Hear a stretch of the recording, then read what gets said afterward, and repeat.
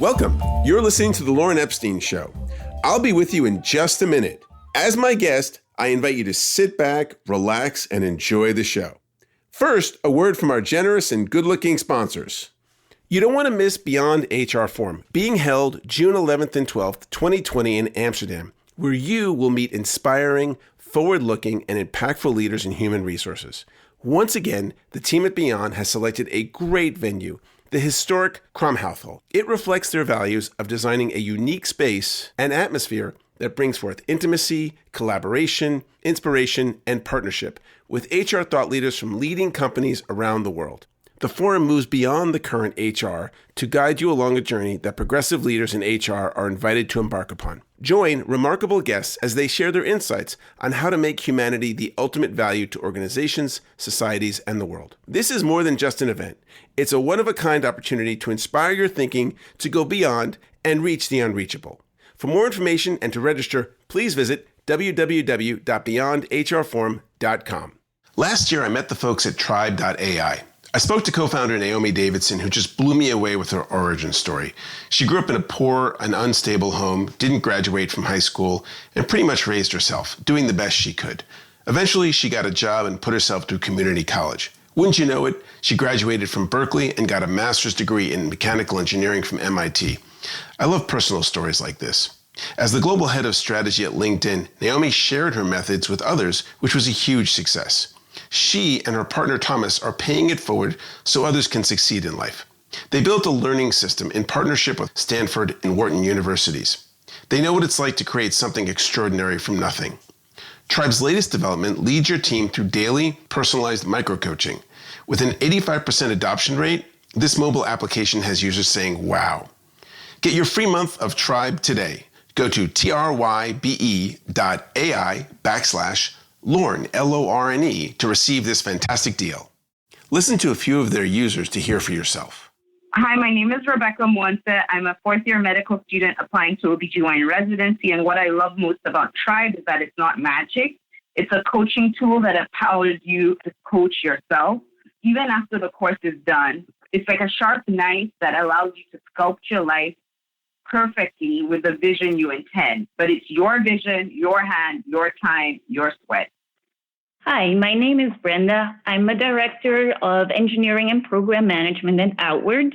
Tribe forces you to think immediate at what you can actually accomplish within the next 24 hours.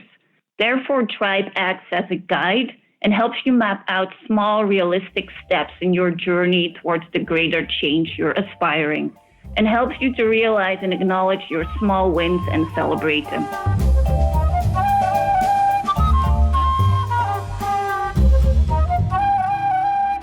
Hi, I'm your host, Lauren Epstein. Normally, I would say you're listening to You're Hired. However, today we're changing the name of the show. When we started the program, in the summer of 2016, I had submitted the application to their station, and they needed a name of the show, and I couldn't think of anything, so I used the title of my book, which is You're Hired. And that just seemed to work, not having a good title. But we've done so many shows now, over 60, and we really feel like the show has kind of gotten bigger. And so a new name had to be created. And I have to say, I'm comfortable and uncomfortable with the new name of the show, but I like it and everyone likes it, so that's what we're going to do. So the new name of the show is The Lauren Epstein Show. Obviously, that's my name, so there's a certain amount of unwanted attention, but that seemed to be the best idea to go forward because it's so broad. We've done shows on pot in the workplace, shows on the salary secrecy laws, shows on immigration. Today we'll be doing a show on the skills gap. So I'm Lauren Epstein, and welcome to The Lauren Epstein Show. Da, da, da, da, da. And some other amazing news today. My production engineer, Afote, is engaged. Yay. Yeah, right. Thank you. Yeah, it was great. He asked her after only 5 years. Yes. And she said yes, which was, I think, he was very lucky. She's a lovely lady. So congratulations, Afote. Appreciate it, Lauren. Yeah. All right, so let's get to the show. It's a great show. I've got some really fantastic guests. Those of you who know me know that it's my passion to support people in finding the right job. And one of the problems we have now in our country is that we have 6 million people who are unemployed, and we have millions and millions of jobs. And you might say, well, why is that? And it comes down to one basic thing and lots of system problems. But the basic thing is that those people who are unemployed don't have the right skills for the jobs that are out there. And I've noticed over the last couple of years, there are a lot of organizations and a lot of folks kind of in their silos doing real stuff to bridge this gap. And today I have two of them. One who has been doing this, well, I guess for both of them doing this for like a good chunk of their lives. And I'll introduce them. But the theme of the show today is kind of when you're hearing this is how can we support people in finding the education they need to get the jobs that are available. And that's really the theme of today's show. So I want to introduce my guests. So I have with me Karan Chopra. Karan is the co-founder and executive vice president of Opportunity at Work, which is here in D.C. He leads the direction of his organization's priorities, as well as the Talent Financing Initiative, which we'll hear more about. Karan believes that meaningful work is not just a matter of economic well-being, but brings dignity to people. Karan is bringing opportunity to people who are talented so they realize their true potential, which is awesome. He believes that in order to have impact at scale, we need better systems, which is very true. Welcome to the show, Karan. Thank you. Great to be here. And also, we have Tom Adams, who's a returning guest. Welcome back, Tom. Thank you. Tom was the CEO of Rosetta Stone. And if those of you who don't know Rosetta Stone, you were underneath the stone for the last 20 years. And left once the company went public in 2009. He's currently the co-founder of Pedago. Do I have that right? Pedago. Pedago. Maybe it needs a little accent over. I got it. It's an educational technology company that developed Smartly, which is SMART.ly. You should go check that out. It's a smartphone-based learning tool that leads people through a comprehensive business education and a free MBA. The company's goal is to help making learning dramatically faster and more effective. So I'm really glad you guys are here because you are solving this problem right now. So Karan, why don't you start off, give us a little bit of background on the organization and what you're doing now to help people. Happy to, and it's great to be here. So Opportunity at Work, our mission, social venture, working to create an opportunity or a future where all Americans can work, learn, and earn to their full potential.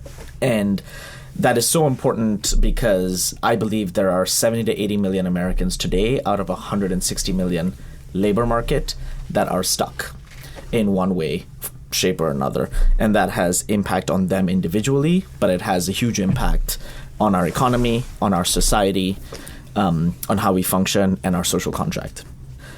What do you mean by social contract? I mean the idea that if I learn X, work hard at Y, I will get ahead in ways Z. That basic premise is not true for millions of people. Unfortunately. And that manifests itself in many different ways, including their own economic well-being and, as I say, a sense of self-worth and dignity. Opportunity at Work itself focuses on 3 areas. The first is on how do we make hiring more based on demonstrations of skill and not based on pedigree screens that exist in the market today. The second is working through a network of partners. How do we make learning more accessible and accessible? And the third piece is how do we rethink the way the financing of the education to employment pathway is done to be based on someone's future potential, not their past, and with the incentives aligned to their outcomes. All 3 of which I think are broken in our labor market today and are fundamental issues around the quote-unquote skills gap. And what's the origin story of Opportunity at Work? So the origin story is that I had been working on a very similar problem in West Africa. This was in Ghana and in Nigeria, thinking about how you address the issues of youth unemployment and the issues of income inequality that exist in that region. When I was selling my previous venture, my co-founder, Byron Geest, had been working on this problem both from a policy angle. So he was deputy director at the National Economic Council under the former administration, and then 20 years at McKinsey thinking about human capital over there. And we got together and said this was a problem that we wanted to attack. At the same time, we had worked on and had announced through a public-private partnership an initiative called Tech Hire, which we support. And the notion was, how do you get millions of people into well-paying technology jobs that exist across the country? And so Tech Hire is an initiative that Opportunity at Work supports. That's a multi-local movement that exists now in 72 places in the country. And so what your organization does is gets funding from where? So we are privately funded. So our anchor is a high net worth individual, and we have institutional foundation dollars. We are a nonprofit ourselves. We're a 501c3. Not supported by the government. We're not. Right. No. And then you take those dollars and bridge the gap of getting particular people training in particular things and helping them get employed, or is it just the training component? So this is what we do. We aggregate a network of employers who have said that they're going to hire based on demonstrations of skill.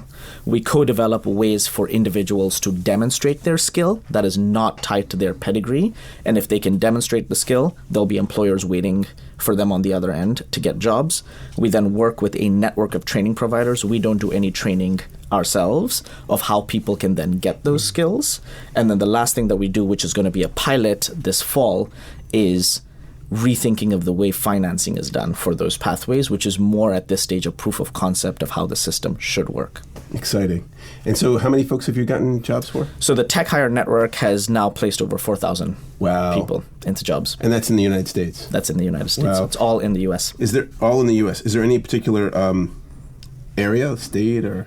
So those 4,000 that have been done through the Tech Hire Network are all across the country. This is in St. Louis, it's in New York, it's in Mobile, Alabama, it's in Eastern Kentucky. It really is everywhere. Of course, some places are thriving more than others on that number. Is there a theme of where you're at geographically? Or is it just where people say, I'm interested? Right. So because the training pathways and the community pathways that we support are not done directly by us, they're done with partner organizations, it really is everywhere where an organization raises their hand and they say, we want to build a tech hire ecosystem in our local area. Because everywhere you go, you have people who want these jobs, you have employers who are struggling to fill these jobs, and you have training providers, you have community organizations who want to serve people. So really this movement in 72 places has been driven by local organizations that have raised their hand and said, we're going to build this ecosystem. Yeah, that's interesting. The Bureau of Labor Statistics had an interesting factoid about 18 months ago, where the new statistic is that now there are more jobs than there are people, which is like the first time in the history of them tracking this that happened. And another interesting factoid is that the majority of the fastest growing jobs are in low skill, low wage jobs. So, I mean, obviously we all want people to make a good income, but because they're low skill, it makes training them much easier and making the transference of people working in job A to job B to job C much more smooth. Mm-hmm. Yeah. So to that, I'll say a couple of things. One is our deliberate focus on IT roles, and this is across all roles within IT, from web developer to network administrator to IT help desk database, is because there are about 600,000 plus open jobs in that occupational category, totally. All of which are middle class, firmly middle class jobs. And they exist, the vast majority of them exist outside of the tech sector. These are not Silicon Valley companies. These are your hospitals, your universities, your banks, CVS, organizations like that everywhere across the country. Yeah, I mean that is a really good point. Is that the jobs that are available are not just in technology; they're all over the place. I have some statistics here: internists, doctors, heavy and tractor trailer truck drivers, marketing managers, sales managers, human resource managers, people that don't really have specifically technology backgrounds. So that's interesting. Now, Tom, you're working on a really cool product, and I saw it maybe a year or so ago at a conference here. I was like, it's amazing. And when you told me what it was, it took me like a little while to kind of wrap my brain around a free MBA. Like that's like kind of the opposite of what. And we did a show a year ago about MBAs, and we had the dean of the business school at American University, and you were on. So tell us what's been going on tell people first what it is. Yeah. So thanks for having me on again, Lauren. The company was founded really on passion for education first and foremost. My co-founders and I felt that a lot of the online education offerings out there were very sort of broadcast driven, very passive, and that's not good when you're learning a skill. So the sort of at the core of the company is a sort of vision that there's a better teaching method that can be converted from what you would do, let's say in the real world, where you'd be hands-on, trying to learn the thing by doing it. How can you do that in a technology-enabled environment? And so as we built that and fine-tuned that over the years, we sort of had a big breakthrough and started getting efficacy studies done that showed dramatic learning outcomes for students and incredible acceleration of learning where, something that would normally take, 200 hours, we could get done in 40 hours. Wow. And so by transforming the paradigm of learning time and the types of outcomes you can have in terms of and the way we look at it is we're programming your brain, we're building associations in your brain so they're very quick and you're very fluent in them. All that could change, how people learn using technology. But our vision all the time when we were working on this was that we wanted to effectively, break not just the boundaries of how people learn, but also how people can access learning. And so by trying to make education free, you essentially have to build the other part of the talent equation, which is the job placement engine.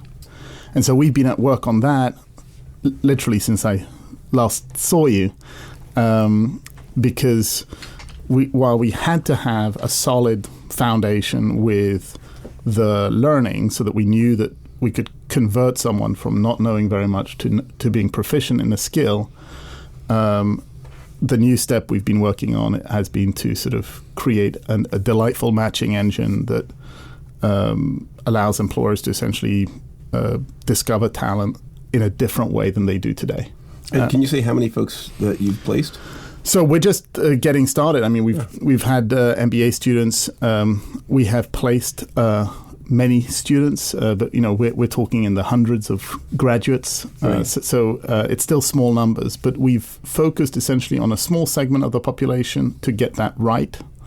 But we're already on the content side in terms of the learning courseware, building a lot more that will allow us to really go way beyond the MBA, which is the vision for the company. Right. I know a year ago when we were talking, Tom was telling me about how he would love to learn how to use like a scientific instrument, and but he just wants to learn how to use it, and how does that work, right? So you can get the education on your phone, and then maybe go to a facility that has those devices where you can just learn how to use it, and you don't have to go get a PhD or whatever. But to reduce the barriers to knowledge. That's it. And so I guess the anecdote that I shared with you last time was that if I could do my life again, I would go back and do biology and sort of go into one of the biosciences fields, maybe biotech or something. That would have been cool. It's too late. We would have missed out of this conversation. Yeah, it's too late now, and I think many of us feel that way. Like we make choices when we're full of hormones at 16, 17, 18, and that's across the socioeconomic spectrum, and then we live with those for the rest of our lives. And so, what Karen's doing, what we're trying to do, I think it's, and many others are working on, is to try to really transform that so that, you can change your life throughout your life. Cool. Well, we're going to take a quick break. You're listening to The Lauren Epstein Show. I'm your host, Lauren Epstein, here on 96.7 FM, Arlington, Virginia. We'll be back in just a minute. You don't want to miss Beyond HR Forum, being held June 11th and 12th, 2020 in Amsterdam, where you will meet inspiring, forward-looking, and impactful leaders in human resources.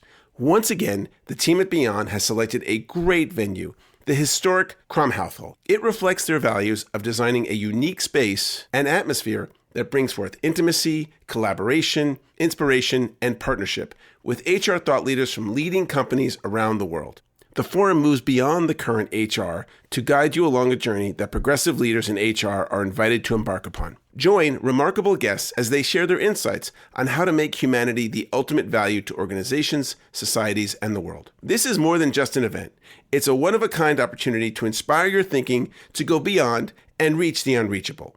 For more information and to register, please visit www.beyondhrforum.com. Hi, welcome back. I'm your host, Lauren Epstein. This is the Lauren Epstein Show. Today we're talking about organizations solving the skills gap. And with me I have my guests, Tom Adams and Karan Chopra. So, Karan, let's talk about the problem. Because I think it's kind of like, oh, yeah, it's there. But what is fundamentally the problem, Karan? What do you think? It's multifaceted. I think the simple answer that people give to the problem is, what if we could train people? There are these jobs that are there, and there are people who can't access the jobs because they don't have the skills. So let's just train them to get the skills. And that, I think, is a simplistic and incorrect view of the problem. I actually think the problem has to start on the hiring side, which is the demand side of the labor market, not necessarily the supply side. Today, the vast majority of hiring is done based on pedigree proxies. By that, I mean a degree from a selective university, linear work experience. Have you been doing this exact same job for a few years somewhere else? Yeah. Or a referral. Is there someone in the social professional network who is telling me to take a chance on you? And what that does is it screens out millions of people. So to give you a statistic, there are about 35 roughly million people who started college and didn't finish.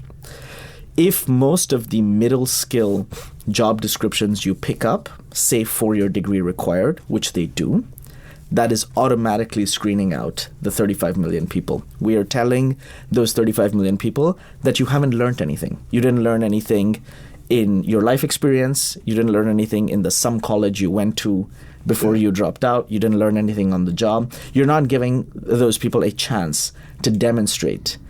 And so what is the incentive of that person to then go get trained? Because they could learn it. They could learn it in a 3-month boot camp. They could learn it through the revolutionary work that Tom is doing. At the end of the day, if they're going to be filtered out in the first screen through an applicant tracking system in the HR department of a company, then that training is not going to yield. So for me, part of the problem is we have to change the currency of value in the labor market, from pedigree proxies to demonstrations of skill, to effort, to contribution, to things that actually matter. So I don't know if you know this, but for the last 21 years, I've been in talent acquisition. And a few years ago, I was leading the talent acquisition, which is recruiting, of a global software company. And we needed to hire recruiters for our offices in India. And I'd never been to India. I never hired people in India. So what I did was, for about 5 or 6 weeks, I Skype called 120 or 30 recruiters. And from that group, who also had like a pre-screening, from that group I picked more than a dozen to come to one of the cities, Trivandrum, to our office on a Saturday for the whole day. So we flew them in around the country, and in India it's not particularly expensive. And they all came into the room we had set up, and then I had this full day of exercises.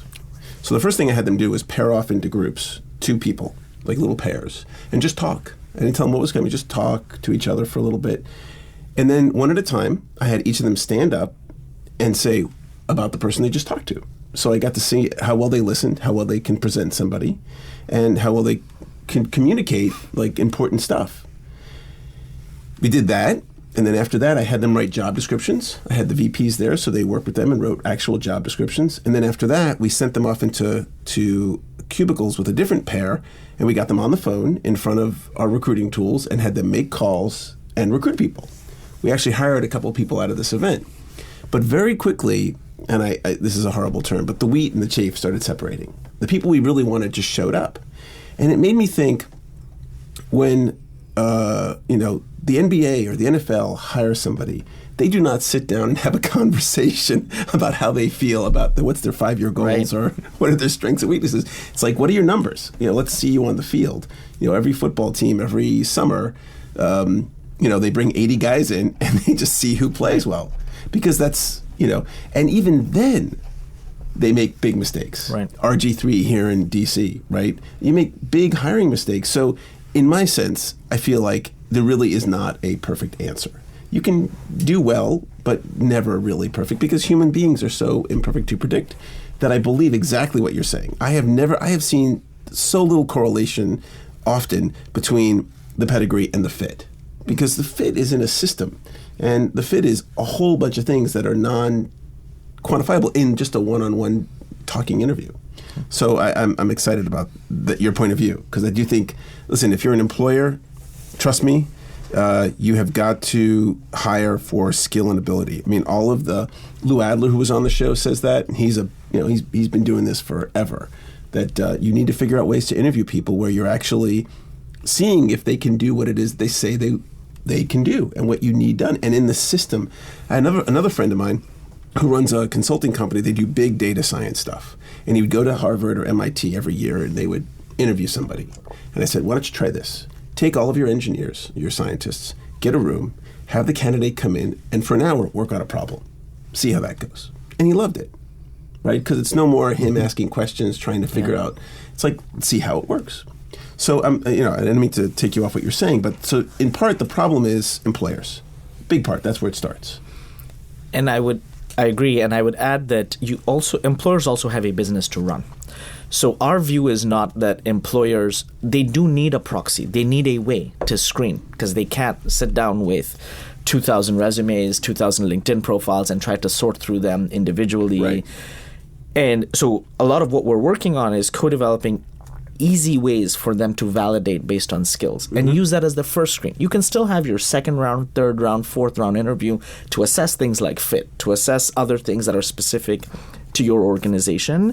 But we also have to provide easy ways for employers to do this and not expect them to rethink their entire processes ground up, employer by employer. And you do need a collective set of employers doing it a certain way. So the analogy I like to use is the AP exams and colleges and schools.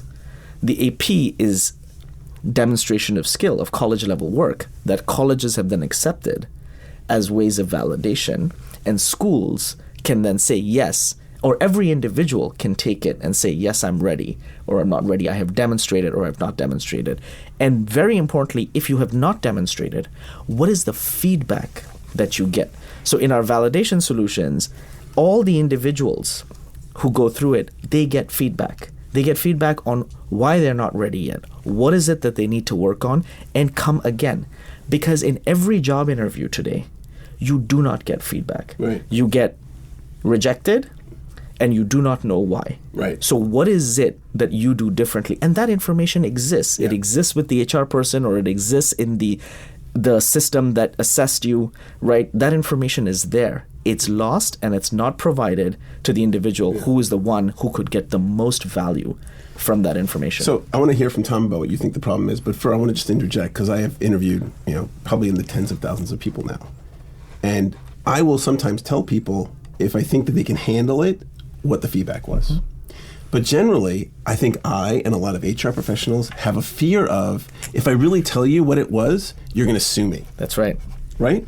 So maybe we need some change in the laws. Like, it's like, okay. Like, you tell people, as long as it has nothing to do with the things that are protected classes, that you can just tell them. And that might help employers do it. So we do a mock interview, in which case you can do it, because it's not a real interview, as part of the validation. Right. So, So Tom, what do you think the problem's been? So I think it's complex. That's probably the starting point. But I would say that, if you just look at your own hiring experience, I think it's, there is obviously in certain jobs, especially in technical jobs, there's an enormous importance placed on skill. Can you do it? But if you go beyond that, which is most jobs are non-technical, it's really about your sort of core aptitude. Like, how does your mind work best? What kind of problems are you best at? And also your attitude. How do you approach life, and how do you relate to other people?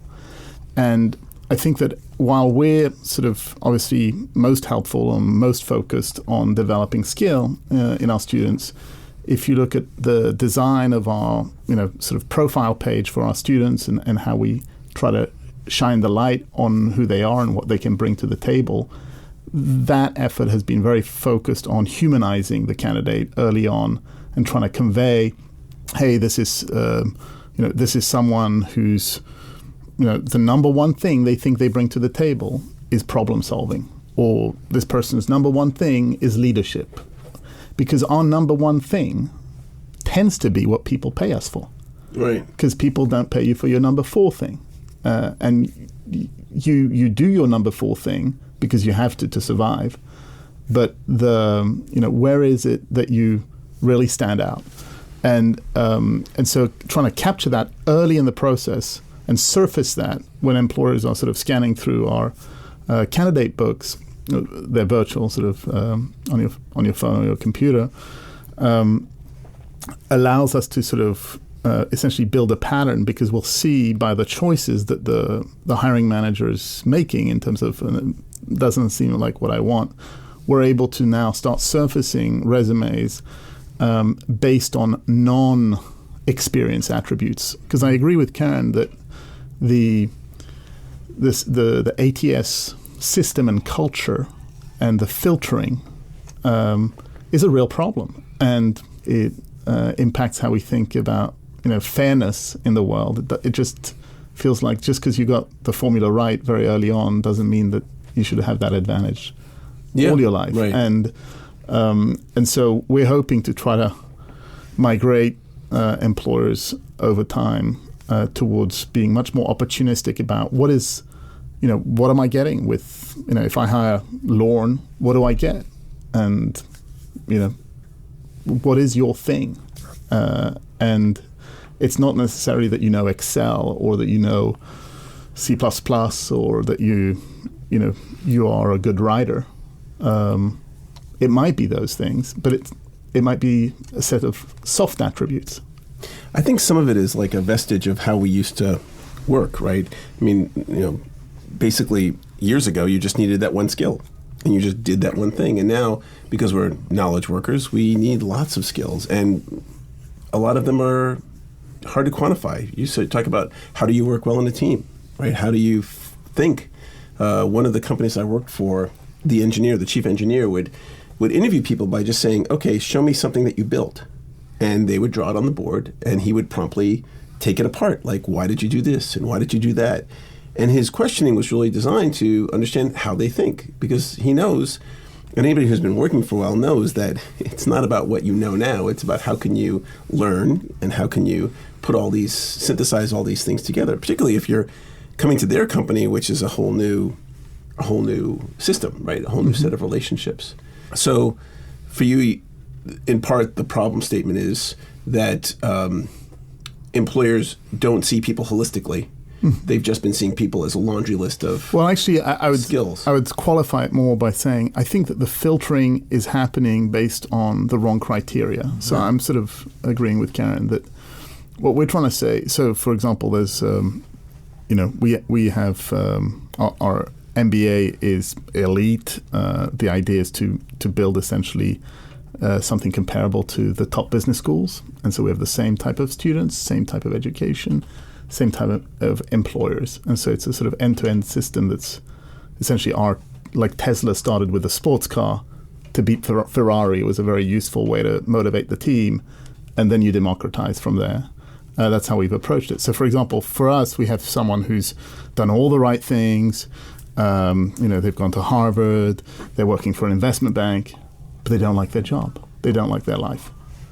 And, that person has been arduous their whole life, and they're in the wrong place. And so this notion of helping people, for me, is very broad. It's not just socioeconomic, but everyone can get into the wrong situation. And so what she wants to do is she wants to work in product management, in California. And so how do you surface her core skills? Right. And if she just submits her resume in an ATS, it'll be like, I don't know what to do with her. Yeah. She has never done it. And so that's what we're trying to overcome. A lot of recruiters and HR professionals have these arguments with their hiring managers about, look, I talked to this person, they would be great here, even though they don't have this. Like the resume biases, there's just a very strong bias around the resume, and you said the pedigrees and the checking the box. So are there any other problems that we see in this system? Because after we talk about the problems, I'd like to talk about, how you've implemented some of these solutions and what we could see going forward. Well, let me be more specific about what I think the skill development problem is, which is that many people have looked at the MOOCs and the post-secondary education platforms and sort of considered them as e-learning or what learning will look like for a long time to come. But the reality is when you're explaining something like data science, and that is a very complicated thing, you need to actually be doing it, etc. You're going to just listen to a video and someone's explaining it, and then it's essentially assessing your understanding. But we don't pay for people who understand stuff. It's not school, right? And what we want is we want to have people who can be given a new set of inputs and for them to react to that and do something useful with it. Right. And so the way we teach is essentially with interactions that are occurring once every 8 seconds.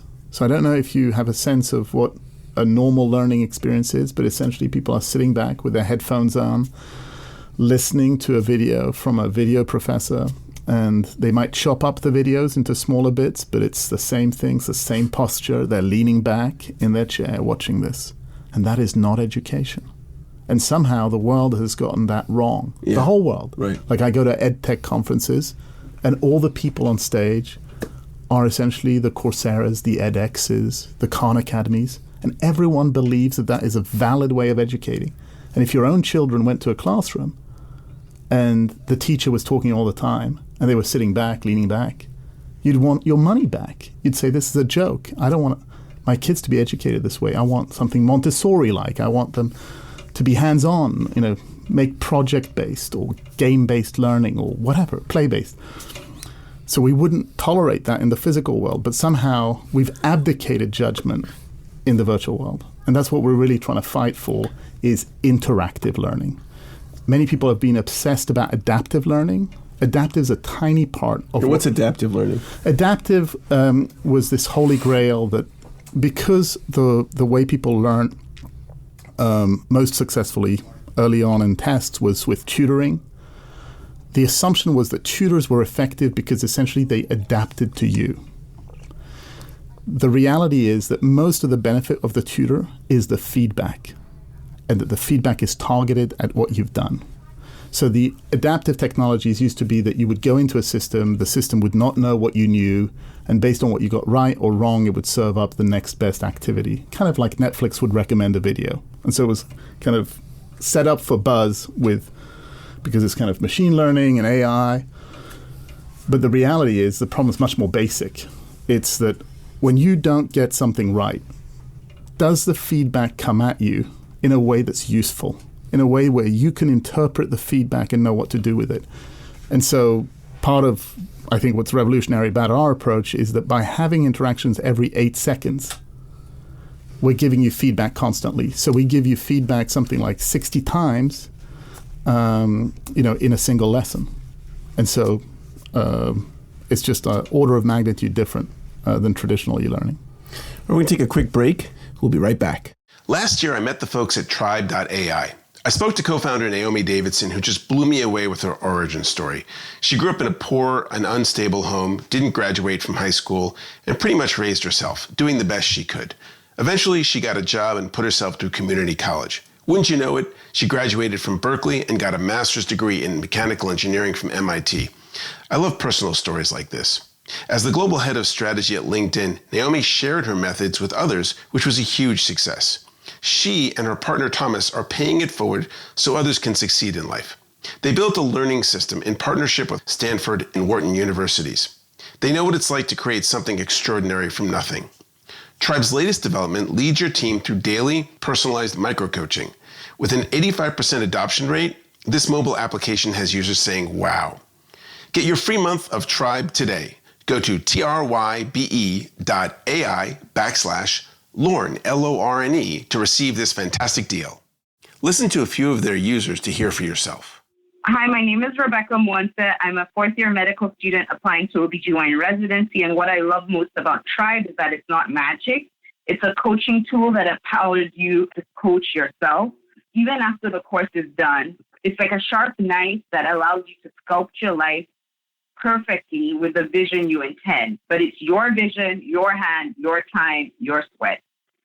Hi, my name is Brenda. I'm a director of engineering and program management at Outward. Tribe forces you to think immediate at what you can actually accomplish within the next 24 hours. Therefore, Tribe acts as a guide and helps you map out small, realistic steps in your journey towards the greater change you're aspiring, and helps you to realize and acknowledge your small wins and celebrate them. Welcome back. You're listening to The Lauren Epstein Show. I'm your host, Lauren Epstein, and we are talking about the skills gap. Karan, so we talked about the problems. Is there anything else that you think fundamentally is wrong? I mean, we're getting into like some of the real social, how education was formed. Yeah. It was a bunch of really smart people to create this didactic learning system, which really doesn't work. Yeah. And we punish people who can't handle it because they're not built that way. So we've talked about hiring, we've talked about learning. I'd like to talk about financing, which is also, I think, a huge part of the problem and a way in which it's completely broken in the market that affects the skills gap. And I will give a few examples of that. So today, if you are an individual, you could learn basic skills to become an entry-level web developer, which is about a $55,000, $60,000 a year job. You can do it through, say, a 3-month immersive bootcamp program, which costs $15,000 to do. It's full-time immersive, so if you're poor, the target demographic we serve are low-income, typically underrepresented, overlooked individuals. You probably need about $25,000 because you need to pay your bills, you need to pay your rent while you're doing it. You can't work part-time while you're learning that. And if you want to get that and you try to get a loan, your loan is going to be based on your FICO score, based on your credit score. 70 million Americans don't have a credit score or have a poor one. So you are screened out of the financing from the private financing market. So that's one problem. How we decide who can get access for education. More. Number two, who is responsible for the outcomes? The educators typically bear no risk for the outcomes. That's right. They get paid upfront, irrespective. So how do you actually change the system for them to share in the risk and to have a portion of the revenue tied to, did you deliver your outcomes? Did you deliver what you said you were going to do? The third thing I would say is that make the individual's payments tied to their outcomes too. So we have this issue today in the market where there are many people who are saddled with debt and didn't get a degree or didn't get what they were supposed to get and do not have a good outcome. And finally, I would say in the financing system, something that's broken is very rarely do employers pay. If you think about employers as the customer of the market, we're saying from the Skills app, we're relying on colleges or training programs or workforce programs or nonprofits to prepare people for the workforce. But where is the link between the customer that needs that and the institutions or the people that are tied to actually delivering those skills or helping individuals gain those skills? Well, let's start there as far as solutions, right? I mean, Tom, you have ideas on the financing of this, right? Your software is free. What's the model that you think, Tom, that would work and overcome those challenges? Yeah, so I think that it all depends on your cost structure. Obviously, the physical boot camps that have people there, it could be 3 months, but it could be even 12 months. Some of them, they can't. It's very, very hard for them to go 100% free. And they, the most progressive things I've seen there are the sort of income sharing agreements. But if you're in the software industry, I actually think it's a very sort of good configuration and honest configuration to be free, because your marginal cost should get down to zero. It's not quite that, because obviously you have some services that go along with it, but you try to reduce your costs as much as you can at the marginal level, invest in technology that is extremely effective, and you can test it the way you test any technology to make sure it really works. But I think ultimately, as Karan said, money is a big problem in education. Money has brought in regulators that have essentially cost us a lot of innovation because it's much more difficult to come up with new big ideas and at the same time access traditional funding sources. I'm talking about things like accreditation and so forth, where it's extremely strictly defined, and it's a multi-year process that's very anti-innovation. And Smartly is accredited. Yeah, so we are licensed by the OSSE, and we are going into the Office of the State Superintendent here in D.C., which is the regulator of educational institutions here in the D.C. area. And that covers us for the whole of the United States and more. But accreditation is actually a multi-year process that you go through, where you work and they sort of study your performance, and they look at your structure and make suggestions of changes and so forth. So that takes many years. And in some categories like business education, if you're going to get all the accreditations that are required, it's almost 10 years. And so the system is sort of designed that way because it makes sense when the fees are so high. So if you're charging $200,000 for degrees, or $100,000 or $50,000, and a lot of the money for that is coming from government loans, there has to be a regulator. And so I'm sort of cognizant of that.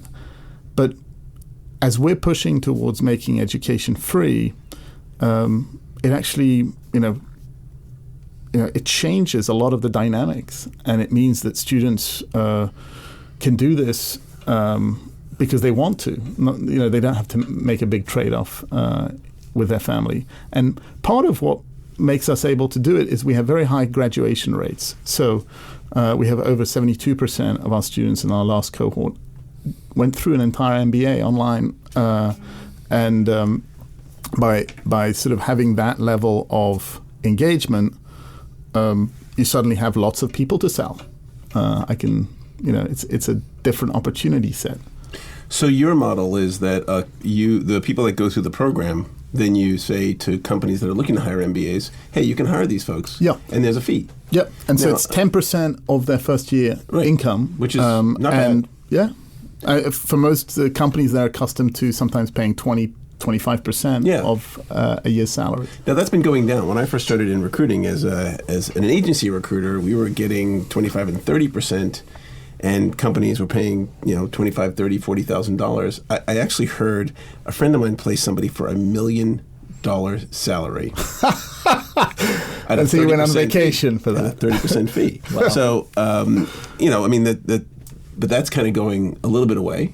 But still, $10,000. We try to, a lot of companies I work for try to target between $5,000 and $15,000 to place. So we'll spend the money because we know that person's going to help us earn money. So there is a number. Yeah. Right? And companies are willing to do it. Yeah. Now, have the states or the federal government said, hey, we have a stake at this too. If these people are working, we collect, revenue. Are they doing anything? I have seen in certain places some positive movements towards having pay for performance or pay for success, in the sense of channeling either workforce dollars or other dollars towards outcomes, job outcomes, in which case you don't then just tie all the dollars to the inputs, either who wrote the best application for those dollars, or things like accreditation, which may have happened many years ago, are no longer sort of real time in terms of delivering outcomes, to say, if you can deliver this training, deliver a placement, and deliver an outcome, we are going to spend X, or we will give you X dollars, which ties the incentives directly to those outcomes. And I think where those dollars are particularly helpful are for things like wraparound services or other services that particularly a low-income individual needs. Because it's not just paying for the training. There are things that come up, childcare, living stipend, paying for food, paying for transportation, that if it is an immersive program where you have to show up somewhere every day, and even in Tom's model, I'll be curious if it's a full-time thing where you can't work while you're doing it because of the intensity of the program, we have to think holistically about what does that mean for who we're serving. So there's an organization called YearUp, which is a sponsor of our show. Yeah. We love YearUp. And they have a program where they take kids 18 to 24, 25. They give them 6 months of hands-on practical training and then a 6-month job. And all through that time, they're making sure that their financial needs are met. Right. And it comes from donors and also the companies that are going to be hiring them. Yeah. So there are systems out there. And a solution. But what about? Were you talking about before whether there are any governments or state entities that give companies like us money because we placed somebody? I don't know of that. I think that's a very interesting idea, actually. Yeah, I mean that's what I think. I think my vision is that all these folks kind of get around the table, and the state's pony up some dollars or credits, and the federal ponies up some dollars and credits, and creates that, and creates the. Hey, you don't have to have the accreditation if it's like this. It could be like this because we know that these people can do it. And it's certified. We all agree. And where you're seeing some innovation in that is actually in the workforce dollars, not in the So when you say workforce dollars, I should have asked you earlier, what do you mean by workforce dollars? I mean, this is dollars that are then allocated and adjudicated by the Department of Labor, either at the federal level or at the state and local level. So it's coming out of those budgets as opposed to... And that money goes to who? Higher education. Those typically go to education or training programs that can show that they can deliver a job outcome for an individual, but they also have eligibility criteria on who those individuals are. So they would say, these are individuals who should be unemployed or underemployed, which I think is perfectly fair because that is who, that is who the dollars should be serving, right, in that system. So I see innovation happening in that lane, which is different from the traditional higher education spend. Very cool. I'll say one thing that we are piloting in DC, actually, with General Assembly, which is a coding bootcamp, is a whole new way of financing this, where an individual will be given financing to go through a 3-month program to become a web developer as a pilot. When you say financing, you mean a loan? It's not a loan. It's a share of their income. So it's an income sharing agreement. But the decision... so once they get a job, they have to pay... Correct. They have to pay a portion of their income with a cap and a threshold. So if you don't make at least $35,000, you pay nothing.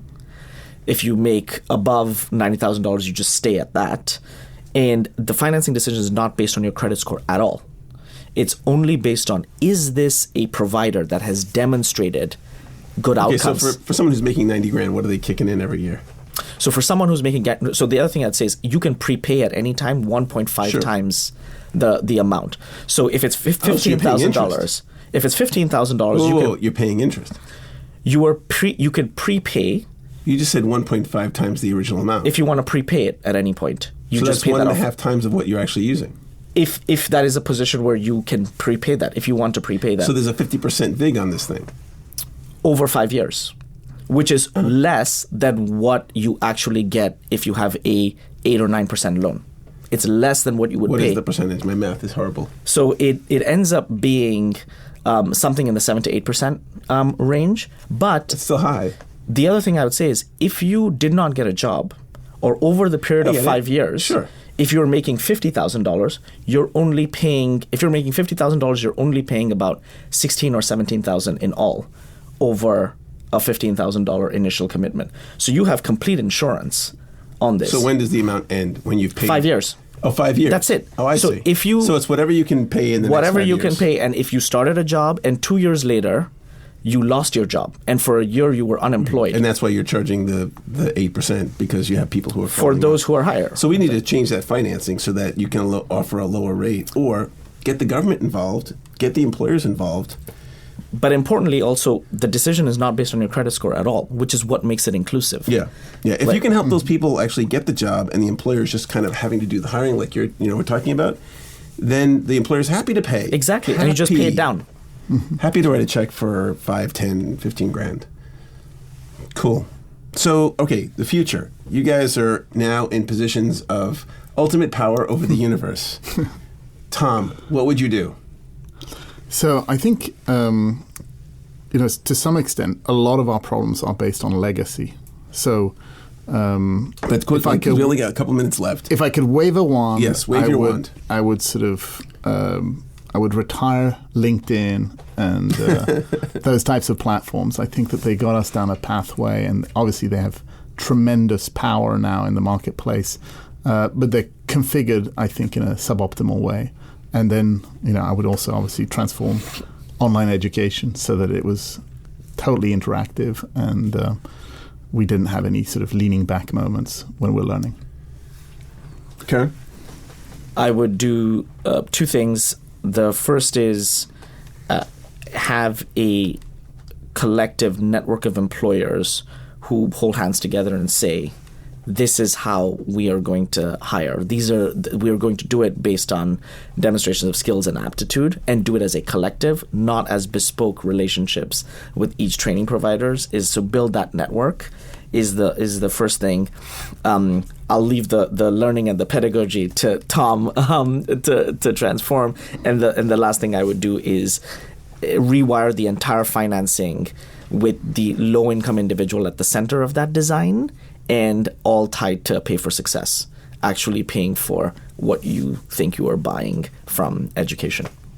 So my vision is that the student dictates the kind of education they get. Because for some kids, a didactic education is perfect. That's exactly what they need. And for some of us, like myself, Montessori was great, and that hands-on learning is great, and that we have an infinite number of learning methodologies to support the person who needs the learning, and that is completely free. That is part of our social agreement between each other. I'm going to make sure, and you're going to make sure, that we each have all the learning, and not just from the first, 20 years of our lives, but forever. Forever, because when you get to be 60 or 70, you may have interest in working but not have the skills, and that is just a waste, right? I mean, a waste of someone's life and a waste of the possibility of productivity and economic churn. That's how the economy goes, right? People spend money, that keeps things moving. So that's my vision. So we're going to wrap up the show. Tom, how can folks reach you if they want to? Yeah, so they should just go to smart.ly, and they can see there both if they're an employer looking for amazing talent, and then also students, obviously, if they're trying to learn something new. Awesome. And Karan? Terrific. You could go to www.opportunityatwork, opportunityatwork.org, or email info at opportunityatwork.org. Awesome. Thank you guys so much for coming. This was a fantastic show. You've been listening to The Lauren Epstein Show. I'm your host, Lauren Epstein, here on 96.7 FM, Arlington, Virginia. You have a great week. We'll see you next week at 10 a.m. on 96.7 FM. And now a word from our generous and good-looking sponsors.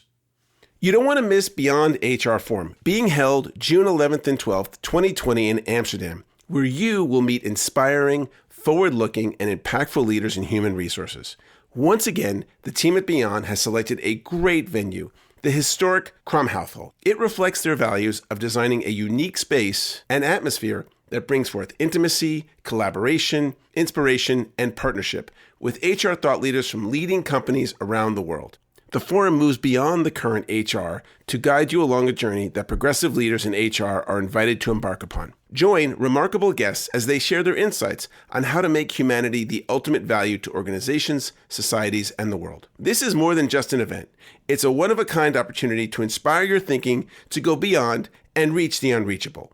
For more information and to register, please visit www.beyondhrforum.com. Last year, I met the folks at Tribe.ai. I spoke to co-founder Naomi Davidson, who just blew me away with her origin story. She grew up in a poor and unstable home, didn't graduate from high school, and pretty much raised herself, doing the best she could. Eventually, she got a job and put herself through community college. Wouldn't you know it, she graduated from Berkeley and got a master's degree in mechanical engineering from MIT. I love personal stories like this. As the global head of strategy at LinkedIn, Naomi shared her methods with others, which was a huge success. She and her partner Thomas are paying it forward so others can succeed in life. They built a learning system in partnership with Stanford and Wharton universities. They know what it's like to create something extraordinary from nothing. Tribe's latest development leads your team through daily, personalized micro-coaching. With an 85% adoption rate, this mobile application has users saying, wow. Get your free month of Tribe today. Go to trybe.ai/Lorne, Lorne, to receive this fantastic deal. Listen to a few of their users to hear for yourself. Hi, my name is Rebecca Mwonsa. I'm a fourth-year medical student applying to OBGYN residency, and what I love most about Tribe is that it's not magic. It's a coaching tool that empowers you to coach yourself. Even after the course is done, it's like a sharp knife that allows you to sculpt your life perfectly with the vision you intend. But it's your vision, your hand, your time, your sweat.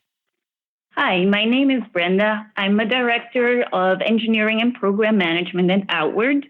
Tribe forces you to think immediate at what you can actually accomplish within the next 24 hours. Therefore, Tribe acts as a guide and helps you map out small, realistic steps in your journey towards the greater change you're aspiring, and helps you to realize and acknowledge your small wins and celebrate them. If you want to sell more to HR and TA professionals, we can help you bring your brand into the ears of over 100,000 decision makers around the world. To advertise on this and other shows, contact us at lorne@lorneepstein.com. Hey, thanks so much for listening to the show. Do me a favor and subscribe to the show on your preferred podcast player. You can get us on iTunes, Spotify, Stitcher, and Google Play. And be sure to catch us on YouTube. Thanks. The Lauren Epstein Show was produced and hosted by Lauren Epstein.